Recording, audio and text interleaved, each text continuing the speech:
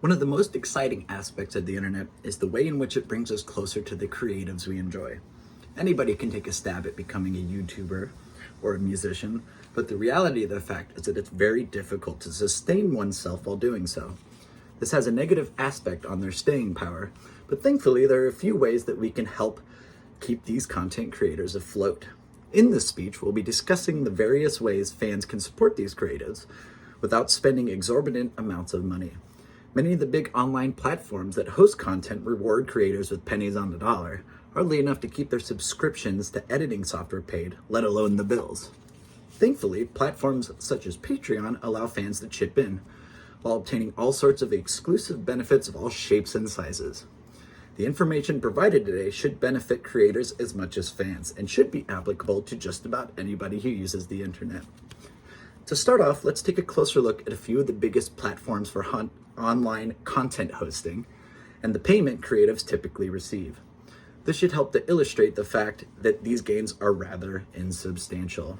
We'll start by looking at Spotify, where musicians and podcasters often host their content.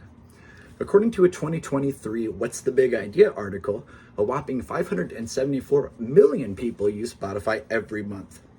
Creators are paid via two types of royalties: recording and publishing. The following information comes from Spotify itself.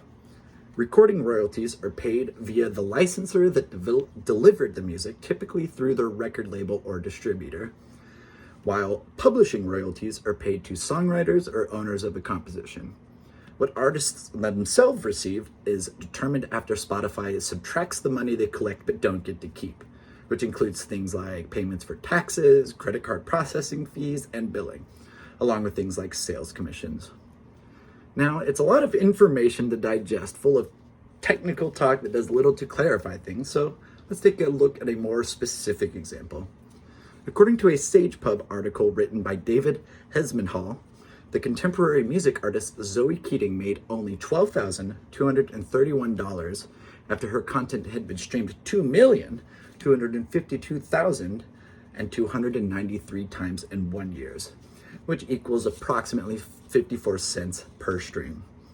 Now, an independent artist, conversely, is far less likely to be pulling 2 million streams in a year.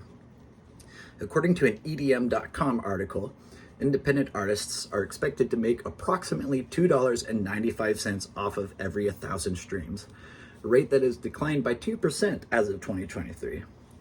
Now, even if one were to become an overnight sensation, they aren't all that likely to profit too drastically from it, no matter how beneficial the exposure winds up being.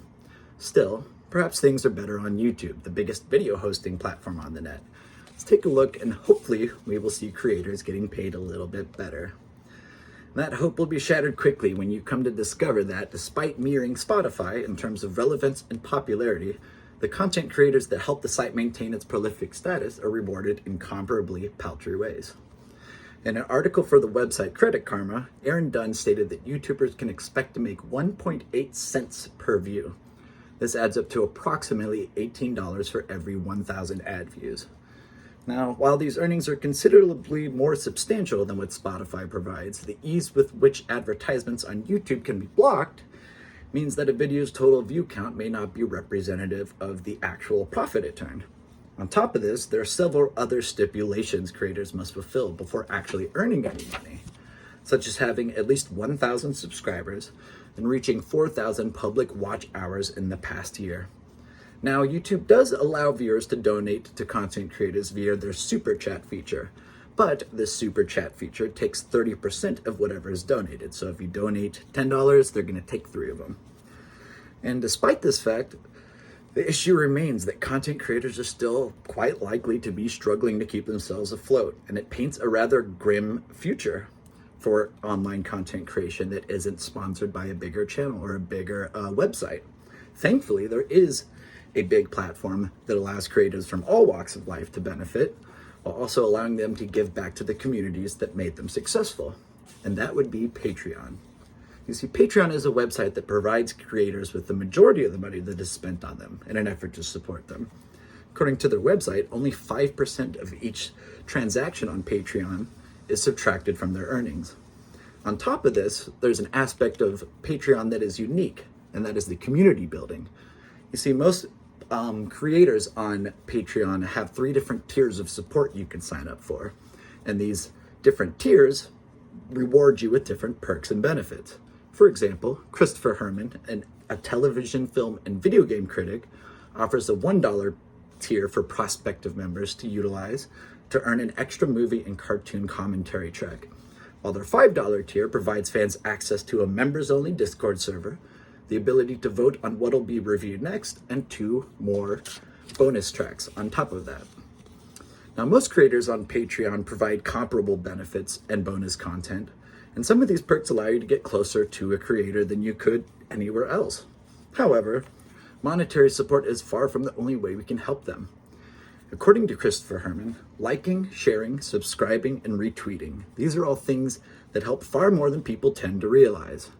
Just getting new eyes and ears on my work helps tremendously, and I try my best to still dole out bonus content whenever possible. I feel like I owe it to my supporters. Money matters, yes, but it's not why I do what I do.